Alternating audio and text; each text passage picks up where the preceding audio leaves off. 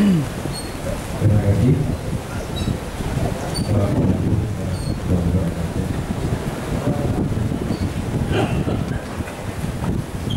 Kepada Bapak dan hadirin sekalian yang sudah berhadir di lokasi simulasi pemungutan suara di BPS untuk pemilu presiden dan wakil presiden tahun 2014,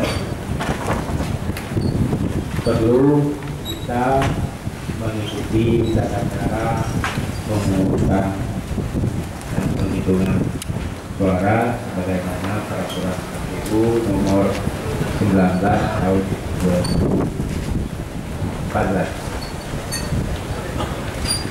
Bapak dan ibu-ibu sekalian, sesuai dengan PKPU 19 bahwa pemungutan suara dilaksanakan pada jam 7 waktu Indonesia Barat atau waktu setempat. Nah, pada hari ini, pada sore hari ini, kita berandai atau kita umpamakan bahwa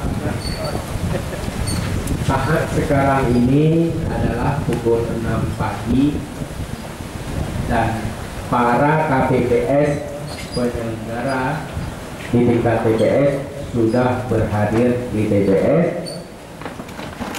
dan sudah menyiapkan segala sesuatu keperluan untuk pemungutan suara.